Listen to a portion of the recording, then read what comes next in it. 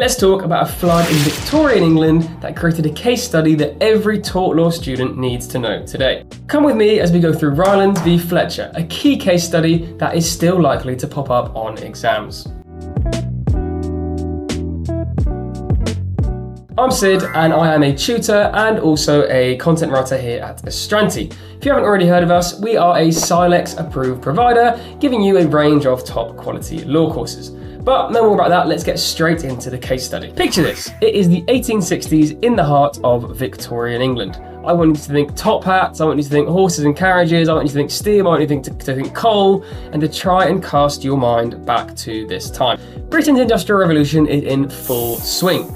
Mills hum with the sound of machinery, people are digging deeper and deeper into mines for coal to go throughout the whole empire, and engineers are thinking of ways to make things bigger, better and faster. Meanwhile, in the Lancashire countryside, a wealthy mill owner named Thomas Rylands is looking to build something new, a reservoir to make his mill continue to work well. Just a few fields away, John Fletcher has a coal mine, mining out and sending cart upon cart of black gold off to be sold all across the UK and further. Now, neither man knows it yet, but their worlds are about to collide in a way that will flood a mine, spark a lengthy court battle, and also change British law forever. Now, Rylands Reservoir was an impressive engineering project. However, lying deep below the ground, unseen and unknown about, was a disused mine shaft that connected directly to Fletcher's working coal mine. Now, when the reservoir was filled up for the first time, disaster struck.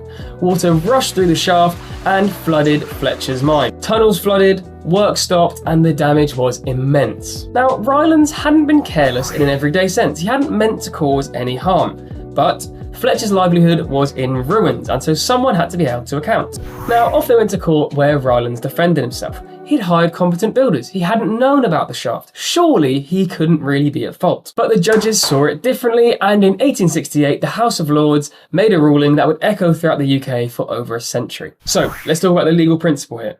The House of Lords decided that if you build something dangerous on your land, whether it's to do with water, fire, or chemicals, and it escapes into somebody else's land, that is your problem. You're going to be held responsible no matter how careful you've been. And this became known as strict liability. So, to be liable under the Rylands versus Fletcher ruling, there are only three key things here. Number one, you bring something dangerous onto your land. Number two, it escapes. And number three, it causes damage.